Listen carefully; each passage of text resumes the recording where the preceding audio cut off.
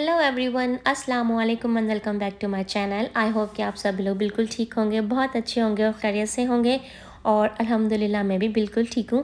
तो जी, आज के व्लॉग में आप लोग के साथ शेयर करूँगी कि अब वर्किंग वुमेन होने के साथ साथ मैं अपने घर की जो रिस्पॉन्सिबिलिटीज़ हैं, जो घर की डीप क्लीनिंग है, घर को मैं किस तरह से टाइम दे रही हूँ, फैमिली को किस तरह से टाइम दे रही हूँ।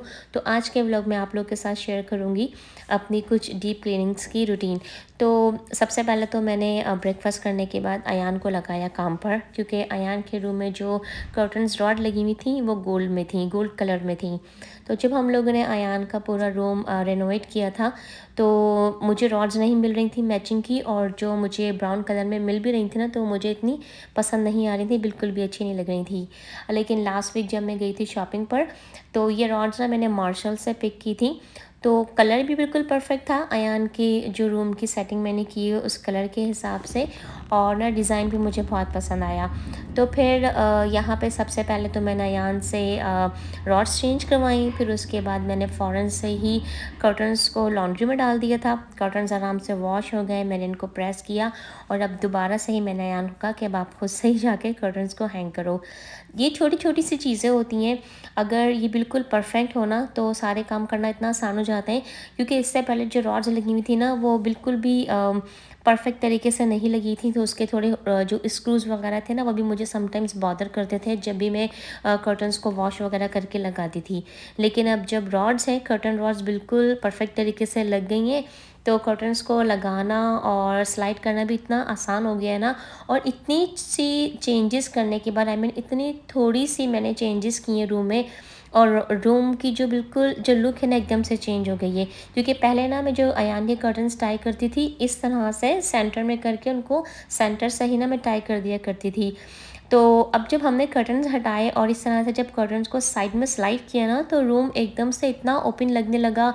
और कुछ इत्तेफाक से आज वेदर भी बहुत ज़्यादा सनी और ब्राइट था, तो रूम एकदम से इतना ओपन लग रहा था। सीलिंग्स भी इतनी ज़्यादा हाई लग रही थी। तो फिर अयान ने कहा अब मुझे अपने कर्टन्स को टाई नहीं करना, और जब भी मुझे ज़रूरत हुआ करेगी तो मैं उनको इस तरह से ओपन कर लिया करूँगा, और डे टाइम पे मैं उनको स्लाइड करके साइड में ही इस तरह से हैंग कर दिया करूँगा।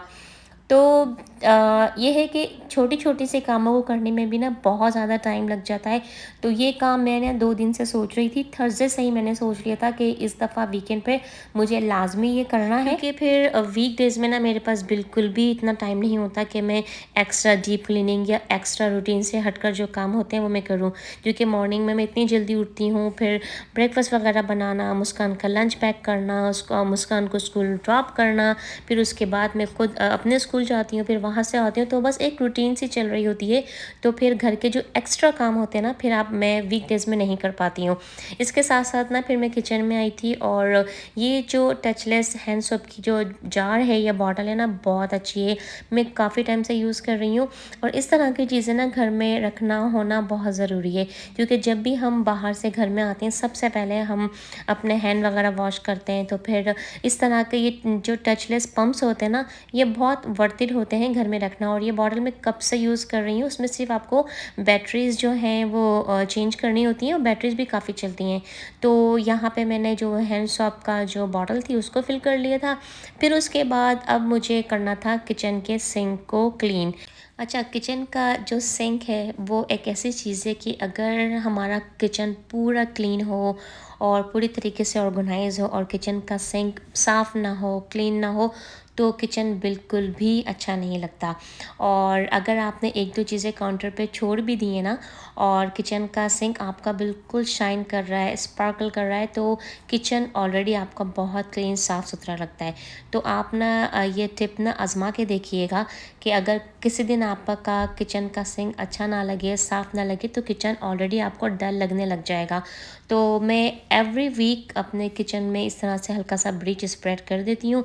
तो इसके लिए ना मैंने एक अलग से किचन के सिंक के लिए एक ब्रश रखा हुआ है, और मैं सिर्फ उसी को यूज़ करती हूँ, और वो ब्रश मैं फिर कहीं और यूज़ नहीं करती। तो मैंने पहले हल्का सा ब्लीच डाल के किचन के सिंक में उसको हल्का सा ब्रश से स्क्रब कर दिया था। फिर उसके बाद यहाँ पर मैं अपने स्टोव को क्लीन कर रही थी। अच्छा जी, चूल्हा वैसे एवरीडे मैं क्लीन करती हूँ, रोज़ाना डिनर बनाने के बाद। लेकिन वो क्लीनिंग ना डीप क्लीनिंग नहीं होती, बस हल्का सा मैं ये स्प्रे जो है ये मैंने घर में बनाया हुआ है। एक स्प्रे बॉटल में आप पानी ऐड ऐड कर लें, उसमें 2 to 3 टीस्पून जो डिश वॉशिंग लिक्विड के होते हैं वो डाल दें। 1 टीस्पून मैंने इसमें विनेगर डाला हुआ है।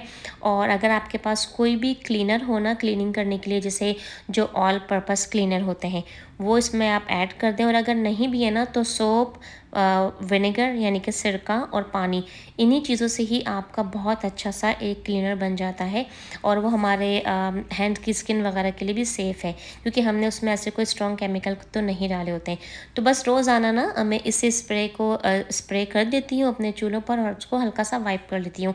चूल्हे काफ़ी हद तक क्लीन रहते हैं, लेकिन वीक में एक दफ़ा मैं डीप क्लीनिंग लाजमी करती हूँ। अच्छा, डीप क्लीनिंग के लिए मैंने यही वाला स्प्रे किया था। और जो मेटल का स्क्रबर होता है ना, जिसे हम जूना भी कहते हैं, वो मैंने यूज़ किया था। उससे अच्छी तरह से स्क्रब कर लिया था, लेकिन पता नहीं वो क्लिप मुझसे शायद शूट नहीं हो पाए थे या कहीं डिलीट हो गए, तो वो मैं आप लोगों के साथ शेयर नहीं कर सकी हूँ। तो आपने देखा चूल्हे जो हैं वो इतने अच्छे आसानी से साफ़ हो गए थे। यहाँ पे मैं आपको सिंक भी दिखा रही हूँ कि किचन का सिंक भी बहुत अच्छे तरीके से साफ़ हो गया था, क्लीन हो गया था। अच्छा, यहाँ पर ना मैं आपको कुछ स्टील के कंटेनर्स शो कर रही हूँ। और ये कंटेनर्स ना मैंने पाकिस्तान से मंगाए हैं अपनी बहन से। तो मेरे पास ड्रॉज़ है एक किचन में, वो मैं आपको आगे दिखाऊंगी। तो मैंने अपनी सिस्टर को ना सारी मेजरमेंट्स सेंड कर दी थी कि मुझे इस तरह के स्टील के कंटेनर्स चाहिए। और जिस पर्पस के लिए मुझे चाहिए थे, मैंने वो भी अपनी सिस्टर को डिटेल में बता दिया था। तो उस बेचारी ने ढूंढ ढांढ के खैर मुझे ये स्टील के कंटेनर्स भेजे हैं पाकिस्तान से। और इसके साथ साथ यहाँ पर ना मैं आपको ये अपनी कुछ शॉपिंग दिखा रही हूँ। जो मैं लास्ट वीक गई थी तो वहाँ से स्टोर से मैंने कुछ चीज़ें पिक की हैं। तो ये क्लियर कंटेनर मैंने लिए हैं फ्रूट्स के लिए। समटाइम्स हम एप्पल्स वगैरह कट कर लेते हैं, ग्रेप्स वगैरह होते हैं, बेरीज़ वगैरह होती हैं, उसके लिए। और ये जो आप स्टील के कंटेनर्स देख रहे हैं ना वाइड लिड के साथ, ये कंटेनर्स तो यार वाकई में बहुत अच्छे हैं।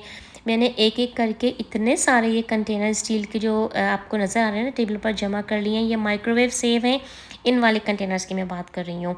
और फ्रीज़र सेफ़ हैं। आप इन कंटेनर्स को कोई भी चीज़ अगर आपको फ्रीज़ करके रखनी हो, फ्रीज़ करके आप रख सकते हैं। फ्रीज़र सेफ़ हैं, बिल्कुल भी ख़राब नहीं होते। और ये कंटेनर माइक्रोवेव सेफ़ भी हैं, स्टील के हैं जबकि ये, लेकिन आई डोंट नो इन्होंने किस तरह से इसमें कौन सा मटेरियल यूज़ किया है, जिसकी वजह से आप इन कंटेनर्स को आप इन स्टील के कंटेनर्स को माइक्रोवेव में भी यूज़ कर सकते हैं। अच्छा, यहाँ पे ना मैं एक चीज़ आप लोगों के साथ और शेयर करूँगी। जब भी कोई नई चीज़ लेके आए ना, मेक श्योर करें कि उसमें जो स्टिकर्स वगैरह लगे होते हैं उनको फ़ौरन रिमूव कर दें। वरना जब हम उन चीज़ों को अपनी डेली यूज़ में ले आते हैं, उनको रिमूव करना ना बहुत मुश्किल हो जाता है। और फिर थोड़े टाइम इस्तेमाल करने के बाद ना वो स्टिकर अजीब से हो जाते हैं, ब्राउन ब्राउन से हो जाते हैं, फिर बाद में उनको रिमूव करना बहुत मुश्किल हो जाता है। अच्छा, तो पाकिस्तान से अगर आप कोई चीज़ ख़रीदते हैं ना, तो उनमें जो स्टिकर लगे होते हैं, आई डोंट नो वो लोग किस टाइप का ग्लू यूज़ करते हैं कि उनको रिमूव करना बहुत मुश्किल हो जाता है। लेकिन हम कोई भी चीज़ अगर यहाँ से परचेस करते हैं अमेरिका से, उनके स्टिकर्स इतने अच्छे होते हैं, आप आराम से ईज़िली रिमूव कर सकते हैं। तो अगर आपके साथ भी कभी ऐसा एक्सपीरियंस हो कि आपके किसी भी चीज़ पे से अगर स्टिकर रिमूव ना हो रहे हो, तो उसके लिए सिंपल से टिप है कि जो हमारे पास हेयर ड्रायर होती है घर में, जो हम यूज़ करते हैं बालों को ड्राई करने के लिए, आप उसको हीट पर उसकी सेटिंग कीजिए।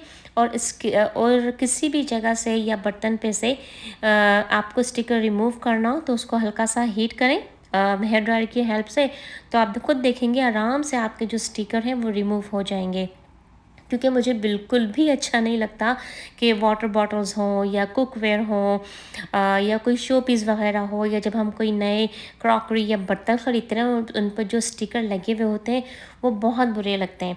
तो खैर अब मैं आपको दिखाती हूँ जो मैंने अपनी सिस्टर से स्टील के कंटेनर्स मंगाए हैं वो किस लिए मंगाए थे। तो ये मेरी ड्रॉर है जो मेरे किचन के जो स्टोव है उसके बिल्कुल बराबर में है। तो इस वाले ड्रॉर में मैं रखती हूँ अपना मसालों का डब्बा, स्पाइस बॉक्स, और जो हम रोटी बनाने के लिए जो ड्राई खुश्की या मैदा यूज़ करते हैं, एक में मैं वो रखती हूँ।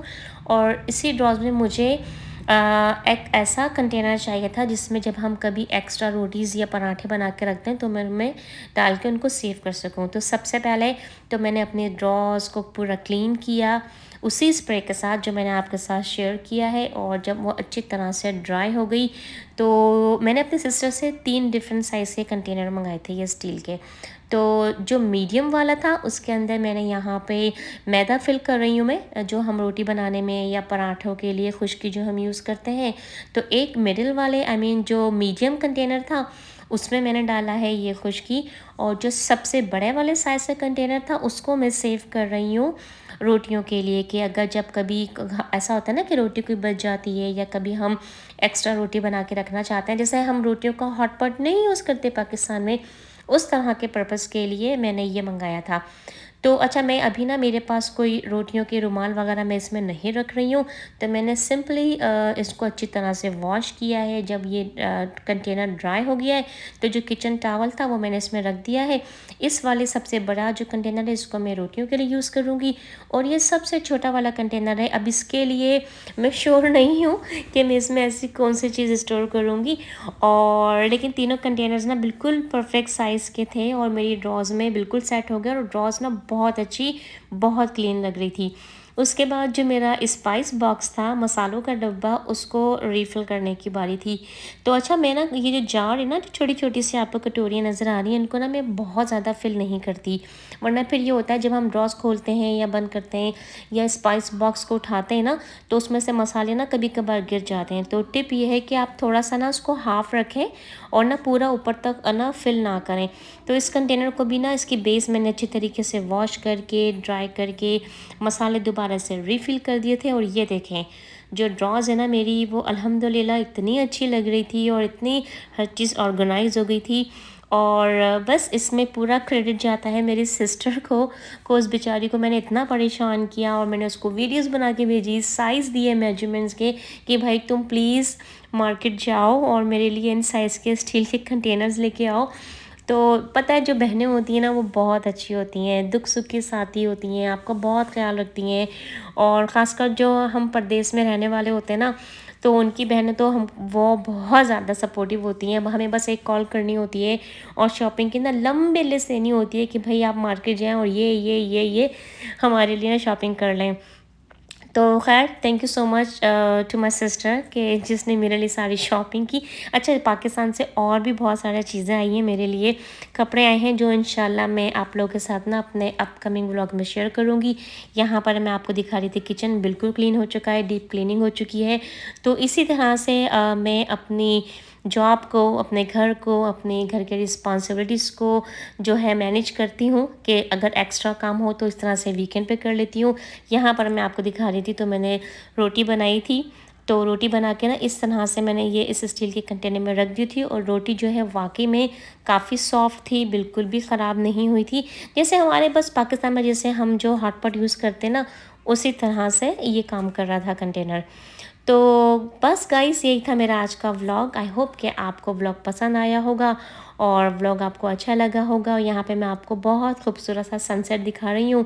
और अगर वीडियो अच्छी लगी हो तो वीडियो को लाइक करें, शेयर करें। चैनल पर नए हैं, आपको मेरा आज का व्लॉग पसंद आया है तो वीडियो को लाइक करें और चैनल को सब्सक्राइब करें। अपना बहुत ज़्यादा ख्याल रखें। आपसे मुलाकात होगी एक नए व्लॉग में। अल्लाह हाफ़िज़।